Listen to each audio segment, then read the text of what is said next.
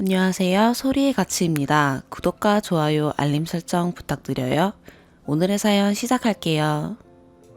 첫 번째 사연입니다. 제 이야기입니다. 친구가 없어서 친구한테 이야기한다고 생각하고 편하게 쓸게요. 제 나이는 45이고 4살 때 엄마는 암으로 돌아가시고 할아버지 댁에서 아빠랑 저랑 오빠 2명이랑 조부모님이랑 살았는데 할머니가 저를 엄청 구박하셨습니다. 촌이라서 남녀 차별이 엄청 심했습니다. 제가 막내인데 집안일은 제가 다 했고 오빠들 속옷도 다 제가 빨아야 했습니다. 제대로 못하면 빗자루나 밥주걱 큰 걸로 맞으며 배웠습니다. 11살 때 바닷가에 있는 창고에서 둘째 오빠랑 둘째 오빠 친구에게 잊지 못할 끔찍한 행위도 당하였습니다. 둘째는 그때 16살이었습니다. 친오빠랑 친오빠 친구 둘이서 저에게 성적 행위를 하였습니다. 뭔 생각인지 울면서 큰오빠한테 말했는데 오히려 큰오빠가 저를 손찌검했습니다. 큰오빠는 당시 19살이었는데 본인 공부하는데 집안 시끄럽게 하지 말고 여자가 지 몸 관리 못한 거 부끄럽고 더러운 거라고 입 다물라는 말을 들었습니다. 그래서 그런 줄 알고 입 다물었고요. 그러고 3년 동안 둘째랑 그 친구들한테 자주 당했었습니다. 근데 그걸 마을에 어떤 새댁 아줌마가 알게 됐고 아줌마가 그걸 할머니한테 말했는데 할머니는 알고 있었답니다. 저는 할머니가 알고 있을 거라는 건 생각도 못했습니다. 방에서 새댁 아줌마랑 할머니가 얘기하는 걸 몰래 들었는데 할머니가 다 아니까 어디 가서 아무 말도 하지 말어 하는 소리를 듣고 무너질 세상도 없는데 무너지는 것 같았습니다. 할머니가 내심 둘째를 혼내줄 거라고 기대했던 것도 같네요. 근데 그러고 나서 그 새댁 아줌마가 절 데리고 가서 1년 동안 키워줬습니다. 할머니, 할아버지는 입 하나 줄었다고 좋아했었죠. 그 아줌마 집에 살았던 1년이 어릴 때 기억 중에 유일하게 행복했던 시간이었습니다. 그리고 둘째도 첫째 따라 서울의 유명 대학에 들어갔고 그때 첫째는 군대 전역할 때라 아빠가 둘이 살라고 방을 구해줬는데 집안일 하라고 저를 거기로 보냈습니다. 대학가 근처라서 학교까지 멀었는데 서울 학교 가니까 예쁘고 세련된 애들도 많고 말도 사근사근 예쁘게 하고 좋은 냄새도 나는 것 같았습니다. 교복을 입어도 꾸질하고 촌티에 어두운 모습 못 숨겨서 중학생 내내 왕따였고 둘째한테 또 그 짓을 당하다가 언제 갑자기 하는 중에 첫째가 집에 와서 둘째가 엄청 맞고 그 후로 안 했습니다. 그때서야 큰오빠가 제 편을 왜 들어줬는지 모르겠지만 뒤늦게라도 그래준 게 고마웠습니다. 그렇게 사니까 전 맨날 학교에서 멍하고 멍청하다는 소리를 들었고 고등학교는 안 갔습니다. 그리고 여기저기서 알바해서 오빠들이랑 사는 집에 생활비 제가 냈습니다. 그리고 20살 때 큰오빠가 자기 나중에 결혼해야 하는데 제가 쪽팔린 지 검정고시 치라고 해서 검정고시 쳤고 못 치면 가만 안 둔다고 해서 처음으로 열심히 공부했습니다. 그러다 23세 알바하던 고깃집에 30살이던 직원이랑 억지로 만나다가 임신해서 그냥 혼인신고만 하고 원룸 구해서 살았습니다. 저는 어디 가서 제 의견이라는 걸 말해본 적이 없는 사람이라서 그냥 그러려니 하고 그렇게 만나서 같이 살았는데 그 사람은 제가 18주 차에 첫째에 유산하고 그 후부터 저에게 많이 손찌검을 했습니다. 처음에는 술 마시면 손찌검하더니 나중에는 밥 먹는 모습도 꼴보기 싫다며 손찌검하고 억지로 밤일하다가 마음에 안 들면 손찌검하고 그랬습니다. 일도 1년의 반은 안 해서 제가 어디 가서 알바하면 그걸로 살았습니다. 근데 그게 제 인생에서는 당연한 줄 알았습니다. 큰오빠는 떵떵거리는 직업을 구했고 의사인 새언니랑 결혼했습니다. 새언니 집이 좀 괜찮은데 처가에서 지원해준 돈으로 첫째랑 언니가 똑똑해서 투자 잘해서 돈을 엄청 많이 벌어서 할머니 할아버지 집도 다시 지어주고 아빠도 노가다 안 하게 생활비 보내주고 그랬는데 전 쪽팔린다고 큰오빠 상견례도 못 오게 했고 결혼식에서도 입 한 번 못 열게 주의 주고 그랬습니다. 둘째도 헉소리 날 만큼 좋은 직업이고 같은 직업 여자랑 결혼해서 거기도 잘 삽니다. 저만 인생이 시궁창입니다. 25에 우리 첫 애를 얻었습니다. 아들은 너무 싫었는데 아들이었습니다. 남자라는 게 짐승 같고 싫었는데 모성이라는 게 생기더군요. 아들이 숨만 쉬어도 예쁘고 사랑스럽고 감사하던데 남편은 저를 계속 손찌검 했고 애가 울면 애도 손찌검 하려고 해서 차라리 나에게 그러라 해서 몸 어디든 다 멍이었습니다. 그러다가 어느 날 여름에 오랜만에 남편이랑 애기랑 할머니 집에 갔는데 아빠랑 할머니, 할아버지가 제 다리에 멍을 봤습니다. 갑자기 남편에게 손찌검 당하냐 물어봐서 별 생각 없이 그렇다니까 갑자기 셋이서 남편에게 엄청 해를 가하며 가만 안 두더군요. 왜 그랬는지 모르겠는데 웃기게도 고맙더라고요. 남편이 싹싹 빌고 다시는 안 그러겠다고 각서 쓰고 다음 날 아빠가 살림에 보탰으라며 처음으로 저한테 2천만 원을 줬습니다. 그리고 서울로 돌아와서 남편한테 더 손찌검 당했습니다. 그럼 그렇지 하고 살다가 27에 둘째 딸이 생겼는데 딸이 저처럼 첫째나 남편에게 안 좋은 짓을 당할까봐 너무 무서웠습니다. 제가 엄마인데 제가 제 3살짜리 아들을 못 믿었습니다. 그래서 제가 딸을 끼고 살았는데 남편은 처음에는 모르다가 나중에 딸 좀 크고 나니까 제가 지랑 아들을 피해서 딸을 숨기는 걸 알더라고요. 그래서 더 많이 손찌검 당하며 살았고 아들은 초등학교 들어가면서부터 저한테 무슨 년 이러면서 욕하고 마음에 안 들면 뭐 던지고 욕하더군요. 아들한테 욕먹고 맞아도 할 말이 없었습니다. 제가 딸한테 집착하니까 딸도 저를 싫어했습니다. 제가 엄마로서 자격이 없으니까 제 자식들이 저 싫어하는 것도 이해합니다.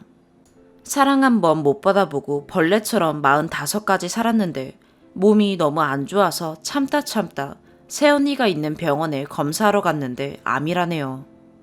치료하면 괜찮을 것 같다고 하는데 돈도 없고 이 나이 때까지 보험도 없습니다. 살기도 싫고 그냥 어디 여행이나 혼자 가고 하고 싶은 것 좀 해보다가 떠나려고 합니다. 둘째 오빠 가족은 결혼하고 한 번도 본 적 없습니다. 아니, 할머니, 할아버지 장례식 때만 봤습니다. 그때 조카들도 처음 봤습니다. 오빠들이 가족 행사 때 저 부끄럽다고 오지 말라고 해서 안 가서 본 적 없는데 큰 새언니는 자주 봤습니다. 큰 새언니가 저 어릴 때 새댁 아줌마 다음으로 제 인생에서 착한 사람입니다.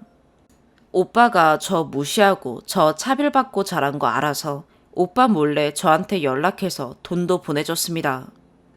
근데 돈 받아도 남편한테 맨날 뺏기니까 돈 따로 보내주고 따로 저 불러서 옷 사주고 맛있는 것도 사주고 많이 챙겨주셨습니다. 이런 천사가 왜 저희 오빠 같은 놈을 만났는지 모르겠는데 처가가 잘 살고 언니가 똑똑하니까 오빠도 언니한테는 잘하는 걸로 알고 있습니다.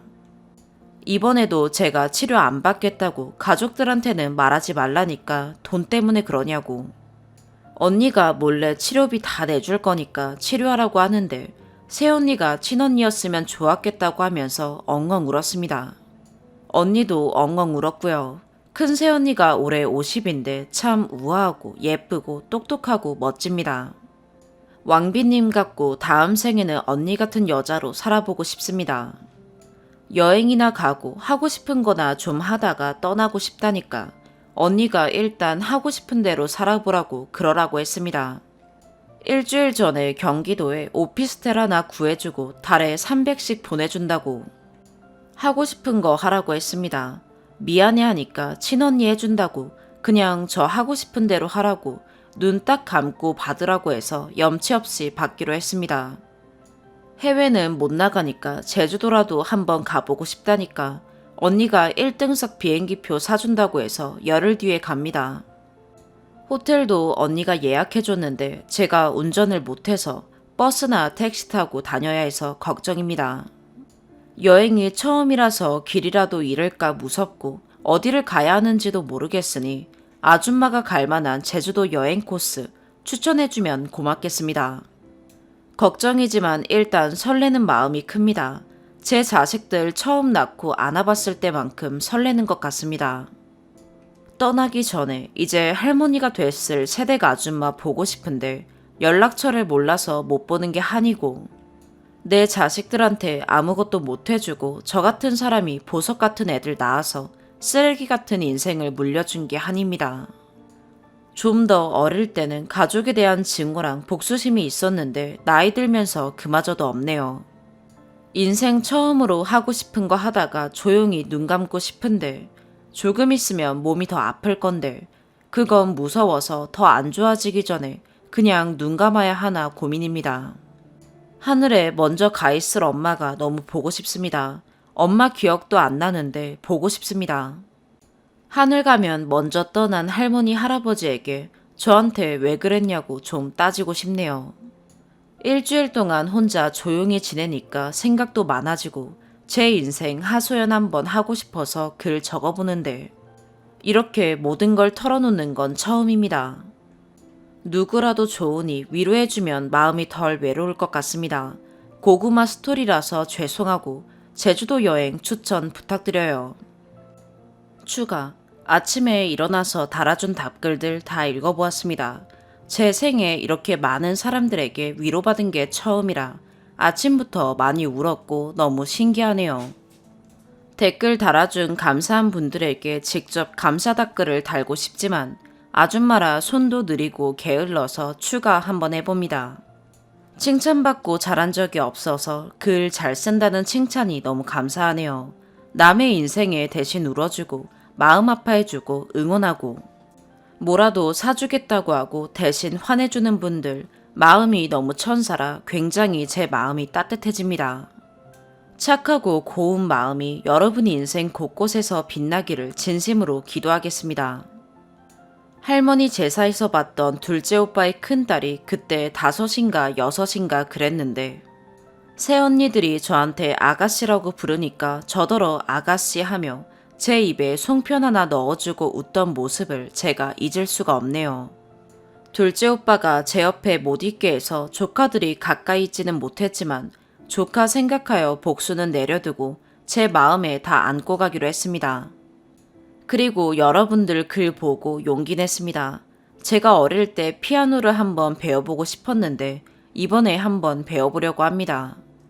당신은 사랑받기 위해 태어난 사람 배워가지고 저희 애들한테 쳐주고 싶은데 되려나 모르겠네요. 착하고 불쌍한 저희 애들 인생에 여러분같이 고운 사람들이 곁에 많이 있어주면 좋겠다는 생각도 듭니다. 그리고 저희 엄마도 암으로 돌아가셨는데 저도 암 걸린 거 보면 제 인생이 너무 힘들어 보여서 엄마가 엄마 옆으로 오라고 그런 거 아닌가 싶네요. 이렇게 털어놓고 위로받으니까 마음이 너무 가벼워서 진짜 뭐라도 할 수 있다는 생각이 들고 추천해준 제주도 여행지 참고해서 잘 가보겠습니다. 택시 빌려서 갈 수 있는 건 몰랐는데 알려주셔서 감사합니다. 그리고 절 욕하는 답글에 또 답글 달며 싸우지들 마세요. 그런 거는 저에게 하나의 타격도 되지 못합니다. 그러니 고운 마음이랑 입에 분노를 담지 마시길 바래요. 고운 건 곱게만 쓰면 좋겠습니다. 아침부터 제가 뭔 소리를 이렇게 해대는지도 모르겠는데 그래도 행복합니다. 여러분이 저에게 용기와 위로를 주었으니 대신 여러분 인생에 힘들고 괴로울 일들은 제가 다 안고 가겠습니다. 여기 저한테 모두 액땜했다 생각하시고 앞으로 여러분 인생에 진정한 꽃길만 펼쳐지길 진심으로 바라겠습니다. 두 번째 사연입니다. 광복절이었어요. 저는 아침잠이 많은 반면 남편은 아침잠이 없고요. 휴일에 제가 늦게 일어나는 날이면 남편이 아이 아침을 챙겨줍니다.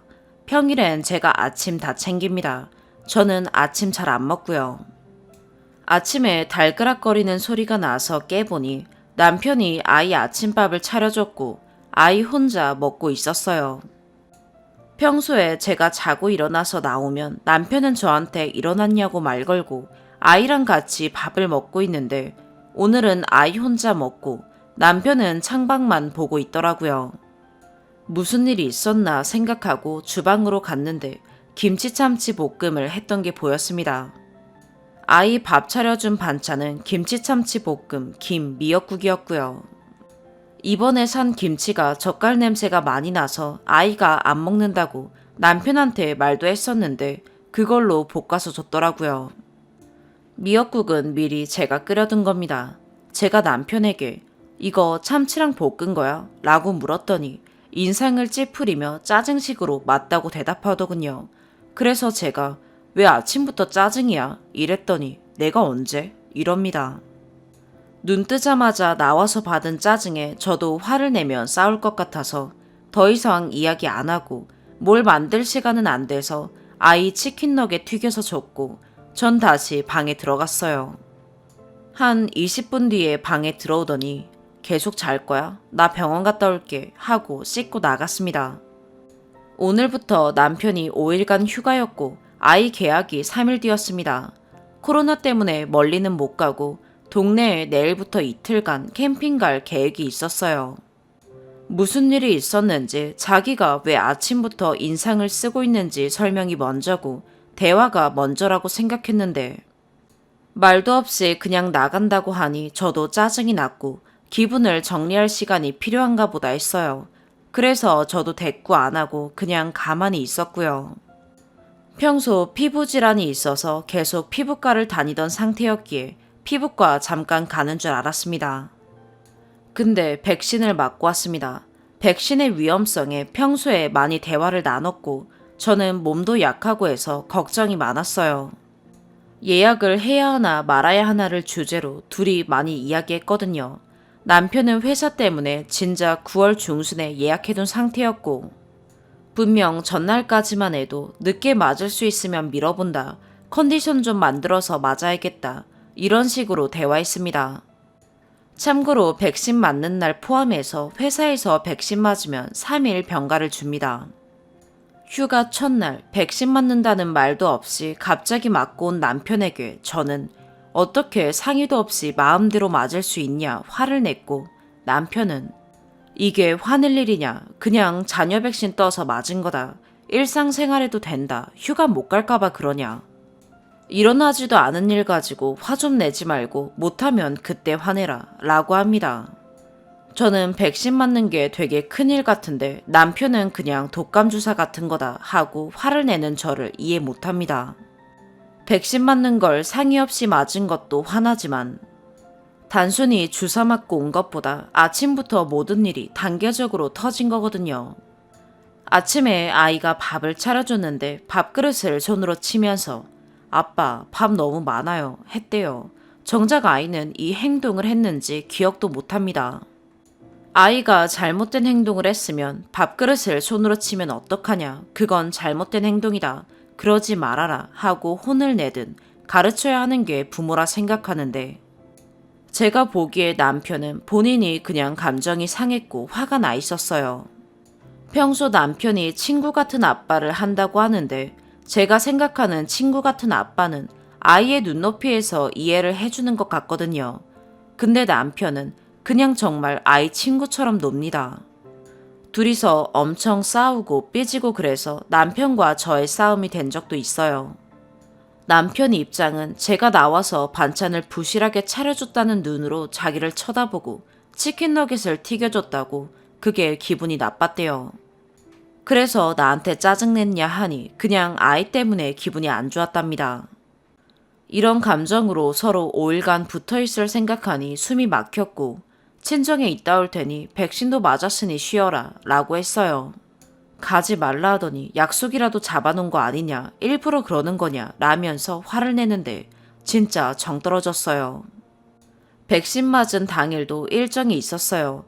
남편은 나가자는데 백신 맞았으니 쉬어야 한다는 게 제가 생각하는 상식이었고 그냥 친정은 안 가겠다. 서로 생각 좀 할 시간 갖자 하고 아이 데리고 나가서 3시간 정도 있었습니다. 아이가 엄마 아빠 싸우는 모습에 많이 놀랐고 아이에게 그런 행동을 했는지 물었더니 안 했다고 해서 정확히 기억이 안 나는 거냐 진짜 그런 행동을 안 했냐 하니 기억이 안 난대요. 기억이 안 나면 기억이 안 난다고 말을 해야 솔직한 거다. 안 했다고 하면 거짓말이다. 엄마는 정확히 상황을 이야기하는 아빠 말이 진짜일 것 같다. 앞으로 그런 행동하면 안 된다 가르쳤고 아이는 울고. 아이랑 보드게임 카페 가서 기분 좀 풀어주고 저도 정비해서 3시간 뒤 집에 들어갔어요. 빨래는 남편이 돌려놓고 그대로 세탁기 안에 있고 자고 있었습니다. 그걸 보는데 좀 가라앉았던 기분이 다시 확. 이럴 거면 그냥 친정 가라고 하지 못하러 가지 말라고 한 건지. 또다시 싸웠고 그냥 이제 쳐다도 보기 싫네요. 남편이 따로 사는 거 싫어해서 저도 계속 일하다가 남편 회사 발령 때문에 시골까지 쫓아와서 적성에도 안 맞는 억지 가정주부 2년 가까이 하고 있고 저도 곧 일할 예정인데 진짜 다 그만두고 그냥 혼자 살고 싶어집니다. 백신 맞고 혹시 아플까봐 걱정되다가도 화가 납니다. 꼭 휴가 기간에 이런 상황을 만들어야 했을지. 전날까지만 해도 웃긴 영화도 보고 셋 다 기분 좋았거든요. 제가 예민한 건가요?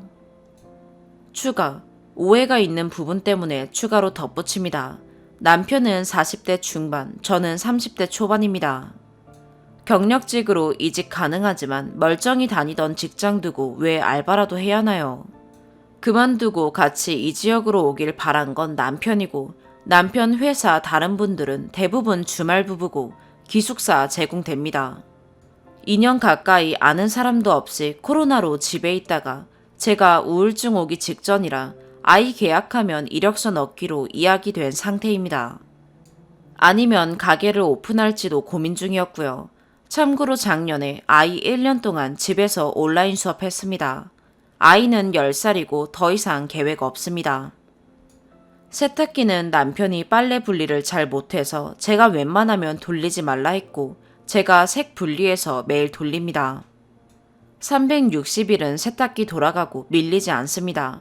그날따라 본인 검정티가 없었는지 검정빨래 백신 맞기 전에 돌리고 나갔고 그 후에 싸우고 제가 나갔다가 돌아와서도 세탁기 안에 있었기에 이야기한 겁니다. 그리고 제가 한낮에 일어난 것도 아니고 10시 40분쯤이었어요. 아빠든 엄마든 먼저 일어난 사람이 아이 밥 챙기는 게 당연한 거지. 그게 전업이라고 엄마가 고마워해야 할 일인지 놀랍네요. 저희는 그 전인 계속 맞벌이였기에 휴일엔 이 부분은 서로 당연하게 생각합니다. 그리고 돈 관리는 각자 하고 지금은 생활비는 남편이 되고 제가 아이 학원비 및 그냥 저 친정 가거나 친구 만나거나 하는 돈은 제 돈으로 씁니다. 두 번째 추가. 김치 볶아준 거 이야기가 많은데 그거 가지고 전 한마디도 안 했고 아침에 대화는 저게 다였습니다. 여기 글에 적은 건 남편에게 말로 뱉은 게 아니라 그 당시 저의 생각이 그랬던 걸 적은 거예요. 아이가 안 먹는다고 분명히 이야기했던 걸 주었고 이거 참치 볶은 거냐 물은 건 볶은 프라이팬 그대로 가스레인지 위에 올려져 있었던 걸 옮기면서 물은 거예요. 냉장고에 반찬도 있는데 그건 안 주고 안 먹는다고 한 김치를 줬으니 애가 김만 먹고 있길래 치킨 너겟도 튀겨주고 반찬도 꺼내줬습니다. 세탁기는 돌리지 말라 한 걸 돌려놓고 몇 시간째 안에 있던 것도 그렇지만 그보다도 서로 싸웠고 저도 혼자 감정을 가라앉히고 싶지만 아이까지 데리고 나가서 케어하고 상황 설명하고 제 기분도 가라앉히려고 노력해서 3시간 뒤 들어갔는데 그냥 남편은 그래 나가라 하고 잠이나 잤구나 느낌이 들었던 게 다시 화난 포인트였습니다. 다시 들어왔을 때 전혀 오늘 일을 돌아보고 감정 정리 안 되어 있고 그냥 아침과 똑같았고요. 친정 간다 한 건 그래야 아이 맡기고 저도 기분 정리할 혼자만의 시간을 좀 가질 수 있으니까 간다고 한 겁니다. 지금은 남편과 대화를 했습니다. 남편 입장은 저에게 아침에는 화가 하나도 안 나 있었고 아이에게 화가 나서 혼자 삭히는 중에 자녀 백신이 떴고 그냥 맞고 온 게 다라고 합니다. 제가 평소 백신에 대해 걱정하는 거 알면서 독단적으로 행동해서 미안하다고 사과받았고요. 저 혼자 너무 많은 생각을 했던 것 같고 댓글 보면서 다시 한번 내가 화가 왜 이렇게 났을지 생각해봤습니다. 30대 초반 커리어 쌓는 게 가장 중요했던 시기에 남편과 아이 위해 제가 더 양보, 희생했다 생각했고 남편도 그건 인정합니다. 여기 내려올 때 전업하면서 그동안 즐기지 못한 시간 좀 보내보라 설득한 것도 남편입니다.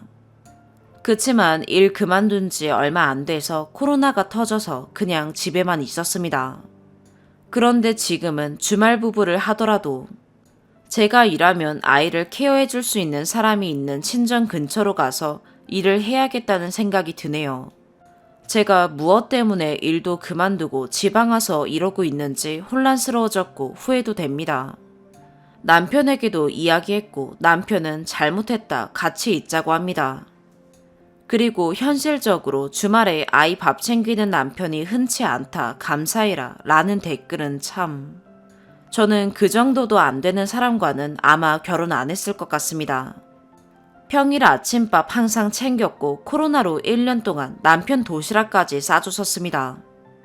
제가 조금 부지런 떨면 내 남편과 아이가 잘 먹고 입고 하는 게 좋기도 했고요.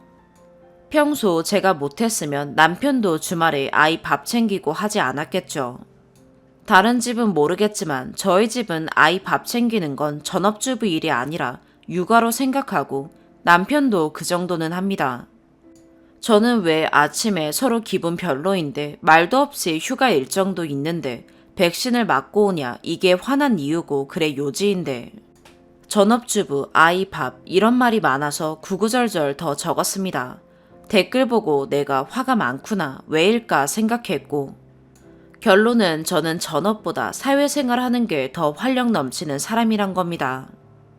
아무튼 제 결심에 지금 남편은 외로움을 많이 타서 혼자 있는 걸 너무 싫어하는 사람이라 계속 잘못했다고 저를 설득하지만 저는 확고해졌네요.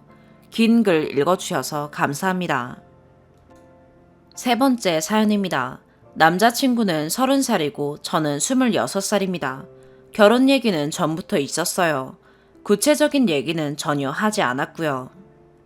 남자친구는 며칠 전에 저에게 30대 초반이나 중반쯤에 결혼하고 싶다 했고 저는 한 30 넘어서 결혼하고 싶다고 얘기를 했죠. 최근 몇 달 전부턴 남친이 착하고 좋은 사람 같은 이유로 저도 남친이랑 결혼하고 싶은 생각이 들었고 그럼 서로 데이트 비용을 아껴서 결혼 자금 모아야겠다라는 생각으로 데이트도 주로 집에서 하고 배달도 안 시키고 집밥 해먹고 있습니다.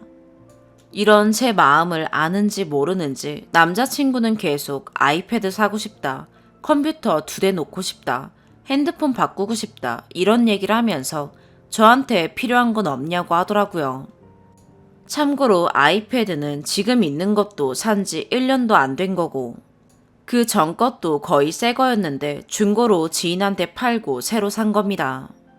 근데 지금 건 또 커서 불편하다고 아이패드 새 거나 핸드폰 갤럭시 플립 이번에 새로 나온 거 바꾸고 싶다고 합니다. 그래서 저는 남편한테 결혼 자금 모아야 된다는 걸 상기시킬 겸 나는 집을 갖고 싶다고 얘기했습니다. 그러더니 남친이 저보고 그럼 쓴이도 같이 모아야 된다고 하더군요. 네, 당연히 모아야 되는 게 맞죠. 그래서 데이트 비용도 아끼려고 하고 있고요. 이참에 구체적으로 얘기해보잔 마음에 제가 남친에게 얼마나 모아야 결혼할 수 있을까 이러는데 남친이 저보고 얼마나 모을 수 있냐고 물어보더라고요. 참고로 제 월급 거의 최저임금이라는 거 남친도 알고 모아둔 돈도 없는 거 남친도 압니다. 그래서 제가 생각하니 제 월급으로는 50% 넘게 적금을 해도 5년 안에 5천, 진짜 잘해야 7천 될 것 같아서 1억은 모으기 힘들 것 같은데 라고 했습니다. 월급은 세후 170에 적금 100, 핸드폰비, 보험, 교통비 빼도 40 겨우 남는데 점심 안 먹으면서 그 돈 데이트 비용으로 같이 쓰고 있습니다. 6대 4, 7대 3 정도 부담하고 있습니다. 사실 전 제가 저렇게 얘기하면 1억까진 준비할 필요 없다고 말할 줄 알았습니다. 왜냐하면 집이야 돈 부족하면 대출받고 그건 같이 갚으면 된다고 생각을 했거든요. 여긴 지방이라 집값도 싼 편이라 30평대 아파트 분양가도 3억이 좀 넘고 2억대도 가끔 있습니다. 스드메 같은 것도 가격은 천지 차이라고 하지만 가장 친한 친구가 결혼해서 물어보니 코로나라 그런지 운 좋게 싸게 해서 300만 원이라고 하더라고요. 물론 그 다음 주에 다른 지인 결혼식이 있어서 드레스 퀄리티 등 비교가 되긴 했지만 전 원래 스드메에 큰 욕심은 없고 저렴하게 한 지인도 결혼할 당시 너무 예뻐서 그냥 그런 건 형편에 맞춰 욕심 크게 안 부리면 된다고 생각했거든요. 그래서 저는 5천에서 7천 정도 생각하고 오빠한테 1억 모으긴 힘들 거라 했더니 오빠가 하는 말이 그러면 곤란하다고 합니다. 마치 아무리 못해도 1억은 있어야 된다고 하는 것처럼요. 그래서 오빠가 생각할 때는 결혼 비용이 어느 정도 있어야 되냐고 물어보니까 2억은 있어야 된대요. 결혼 비용이 2억은 필요할 것 같으니 제가 1억도 못 들고 오면 곤란하다고 생각하나 봐요. 근데 또 웃긴 건 나이가 30이고 결혼 빨리 하고 싶다는 양반이 모은 돈이 1,000만 원도 안 된대요. 돈 1,000만 원도 솔직히 이해 못하지만 그렇다 쳐도 겨우 그 돈 모았으면서 컴퓨터 400짜리, 최신형 핸드폰, 아이패드 그걸 다 사고 싶다면서 저랑 결혼할 생각을 하는 건지 진짜 이해할 수 없어요. 진짜 제가 저한테 말도 안 하고 사면 진짜 화낸다고 으름장 나서 그렇지 아무 말 안 했으면 100% 샀을 거예요. 어떻게 확신하냐면 몇 달 전에 600만 원 넘는 고가 제품을 질렀거든요. 그때는 어느 정도 모아둔 게 있었으니 결혼 생각 안 했으니 그러려니 했는데 그렇게 소비해서 지금 남은 게 1,000이네요. 이런 거 생각하면 사실 결혼 비용도 반반이 아니라 저에게 기대고 있는 건지 저희 부모님이 잘 살아요. 금수저, 운수저도 되지는 않지만 남친에 비해 꽤 좋은 동네, 좋은 아파트에서 살고 있습니다. 저는 저희 집이 한 번도 부자라고 생각하지 않았고 그나마 부모님이 열심히 아끼고 운이 좀 좋아서 잘 됐다고 생각하긴 하지만 부자라곤 전혀 생각 안 합니다. 근데 남친이 저보고 좋은 동네, 좋은 집에 산다고 얘기한 적이 있습니다. 저희 집에 비해 자기네 집은 너무 초라하다고요. 아무튼 여러 생각이 드는데 진짜 집안 안 좋고 경제적 능력이 의심되는 것 빼곤 물론 이게 너무 중요하지만 진짜 다 마음에 드는 남자친구인데 이 소비 습관을 고치면서 최대한 만나야 될지 결혼은 얘랑은 포기해야 될지 그냥 헤어질지 너무 고민이 됩니다. 추가, 댓글 감사합니다. 몇 가지 더 적어드려요. 제가 가성비 여친 아니냐는 분들, 그건 아니라고 생각해요. 생일 선물도 늘 제가 주는 것보다 고가의 선물을 주기도 할 뿐. 지금은 바빠서 못 놀러 가지만 바쁘지 않을 때는 제가 어디 가자고 하면 많이 가기도 하고 맛있는 것도 종종 사줍니다. 집밥 데이트를 하는 건 제가 월급에 한계가 있어 데이트 비용을 많이 못 내는데 또 오빠랑 결혼할 생각을 하니 오빠가 버는 돈도 아끼고 싶더라고요. 그리고 요리를 전혀 할 줄 몰라서 연습할 겸 시작했는데 생각보다 재밌고 결과물도 좋아서 자주 하고 있습니다.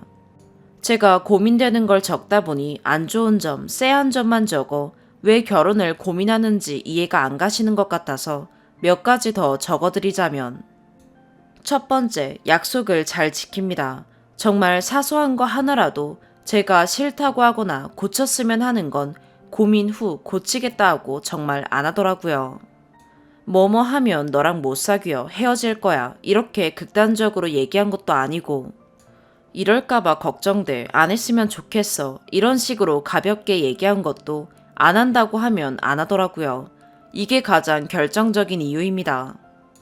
두 번째, 집안일도 잘합니다. 아무리 바쁜 날이어도 이틀에 한 번은 꼭 세탁기 돌리고 쓰레기도 자주 버리고 집에서 밥 먹는 날은 설거지는 꼭 오빠가 합니다. 참고로 요리는 저 혼자 할 때도 있지만 보통 둘이 같이 합니다. 세 번째, 경제 능력. 지금은 오빠가 돈을 1,000만 원밖에 못 모아놨다고 말은 했지만 실제로도 그게 맞고요. 다만 지금 현재는 못 버는 편은 아닙니다.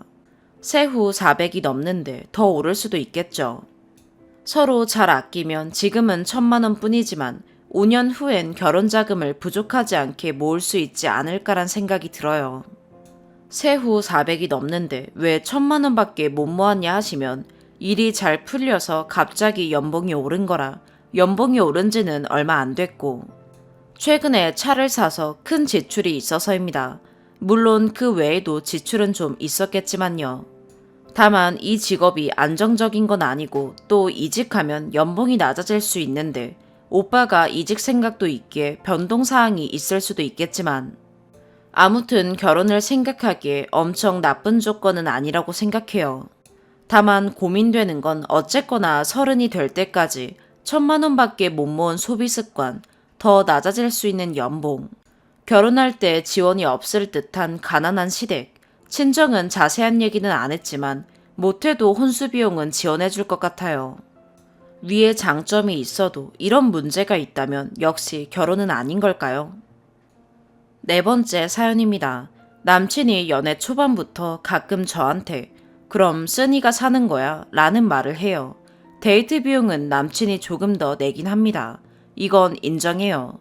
하지만 그렇다고 제가 돈을 아예 안 쓰거나 하진 않습니다.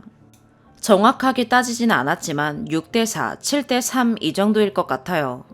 처음에 저 얘기를 들었을 때는 사귄 지 한 달도 안 됐을 극초기에 둘이 다른 지역으로 놀러 갔을 때였는데 저녁에 고깃집을 먹고 술이 좀 들어갔는데 술이 더 먹고 싶었던 저는 2차를 가고 싶어 했습니다. 그래서 편의점이라도 들려서 맥주라도 사갖고 가자라고 했는데 남친은 별로 내키지 않다가 그럼 써니가 사는 거지 라고 하더라고요. 데이트이고 아니고를 떠나서 원래 적극 권유한 사람이 돈을 내는 게 맞는 거라 생각했고 상대방이 내켜하지 않았을 땐 더더욱 돈을 내는 게 맞는 거라 생각한 저는 제가 낼 생각을 갖고 있었는데 티는 안 냈지만 뭔가 되게 기분이 별로더라고요.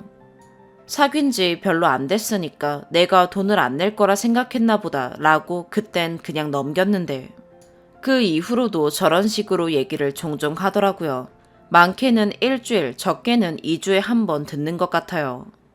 또 어제는 복날이라 거하게 먹어서 둘 다 상당히 배부른 상태였는데 제가 오늘 밥 먹고 디저트 먹고 싶던 게 있었는데 배불러서 못 먹겠다. 그래서 뭐냐고 묻길래 제가 초콜릿이라고 했습니다. 편의점에서 쉽게 보이는 초콜릿입니다. 저는 배불러서 안 땡긴다고 됐다고 했지만 초콜릿은 두고 먹을 수도 있으니 내일 아침이라도 먹으면 되는 거 아니냐고 남친이 귀엽고 데려가더라고요. 그 초콜릿을 가리키며 이거냐고 묻더라고요. 큰 거, 중간, 작은 거 이렇게 세트 구성으로 묶여 있었습니다. 제가 먹고 싶었던 맛은 제일 작은 거에는 없고 큰 거, 중간 거에만 있었습니다. 그래서 제가 맞는데 지금 저렇게 큰 건 먹고 싶지 않다고. 작은 건 내가 먹고 싶어 하는 게 없고 나중에 내가 알아서 하겠다. 초콜릿은 원래도 안 좋아했는데 정말 배불러서 더 안 땡겼습니다. 그랬더니 남친이 아까 전에 했던 얘기 또 하면서 어차피 두고서 하나씩 먹으면 되는 거 아니냐고 그냥 사라고 하더라고요. 그래서 제가 됐다고 지금 땡기지도 않는데 굳이 저렇게 큰 거 사면서 돈 쓰고 싶지 않다 라고 얘기했어요. 그랬더니 남친이 거기다 대고 어차피 쓰니가 살 건데 라고 말을 하더라고요. 원래 남친한테 사달라고 꺼낸 얘기도 아니고 제가 사러 가자고 편의점 데리고 온 것도 아닌데 근데 저렇게 딱 얘기하니까 뭔가 기분이 좀 그렇더라고요. 왜 저런 말을 얘기하는지 모르겠어요. 사달라고 할까봐 미리 딱 선을 긋는 건지 저녁은 본인이 3만 원 계산했으니 1, 2만 원짜리 초콜릿은 저보고 계산해라 이건지 그냥 제가 먹고 싶어 하는 건 네가 내라 내 돈 쓰기 싫다 이런 건지 저런 말하는 얘기는 심리가 대체 뭘까요? 여러분이 생각하기엔 저런 말하는 남자는 어떤 것 같나요? 추가, 돈 쓸 때 제가 눈치 주는 거 아니냐 하시는 분들 첫 번째 사례 예시를 들었을 때처럼 사귄 지 얼마 안 됐을 때 저런 거 얘기 꺼내는 거 듣고 혹시 내가 돈 안 낼까봐 부담스러운 마음에 저런 얘기를 하는 걸까 라는 생각이 들어서 그 이후로는 내가 사줄게 사줄까? 라는 말을 하고 뜻하지 않게 남친이 꽤 돈을 냈다 할 때는 그 비슷하게 낼 때까진 제가 계산한다던가 그걸로도 부족하다 싶을 땐 남친 집에서 필요한 물건들을 추가적으로 구매해서 돈을 쓰는 편입니다. 거하게 얻어먹고 디저트도 안 사는 게 괘씸해서 그런 거다 하는 분들은 제가 거하게 먹었다는 건 비싼 걸 먹었다는 게 아니라 그냥 배부르게 먹었다는 표현입니다. 15,000원짜리 삼계탕 2그릇 먹고 찹쌀 추가해서 먹어서 배가 너무 불러서 거하다란 표현 쓴 겁니다. 그전에는 비슷한 금액의 족발 27,000원짜리 제가 계산했습니다. 디저트 먹을 바에야 밥 더 먹자는 주의라서 카페는 원래 안 가고 그리고 둘 다 커피를 안 좋아합니다. 그날 밥을 남친이 샀으면 그 다음엔 제가 사는 둥 이런 계산입니다. 최근엔 장을 봐서 남친 집에서 밥을 해먹는 경우가 많았는데 남친이 좀 돈을 많이 썼다 하는 날엔 제가 필요한 생활용품, 다른 먹거리 등등 추가로 구입해 금액 비슷하게 맞췄습니다. 언제 한 번은 남친이 너무 서운하게 얘기해서 그렇게 말하면 서운하다고 데이트 비용이 부담돼서 그런 거냐고 그런 거면 차라리 데이트 통장 만들어서 반반하자고 했습니다. 그랬더니 남친은 아니라고 쓰니가 돈 안 쓴다고 생각하지 않는다고 이것도 쓰니가 사준 거고 전에 뭐 먹을 때도 쓰니가 돈 내지 않았냐고 이번에 보너스 받아서 여유도 있다고 참고로 저랑 남친 월급은 보너스가 없어도 2배 넘게 차이 납니다. 제가 물어본 거 아니고 남친이 연애 초 때 스스로 말한 겁니다. 반반하는 것보단 돈 좀 더 버는 자기가 더 내서 더 맛있는 거 먹고 더 즐겁게 데이트하는 게 좋다고 이렇게 얘기를 한 적이 있습니다. 그래서 그냥 그 이후에는 내가 저런 말로는 기분이 나쁠 거란 생각을 전혀 못하는구나. 별 뜻은 없는가 보다 하고 넘어갔는데 어제 편의점에선 너무 기분이 나쁘더라고요. 그래서 5만 가지 생각이 다 드는데 진짜 무슨 생각으로 말하는지 너무 궁금해서 물어봤습니다. 오늘의 사연 여기까지입니다. 구독과 좋아요, 알림 설정 부탁드려요. 시청해주셔서 감사합니다.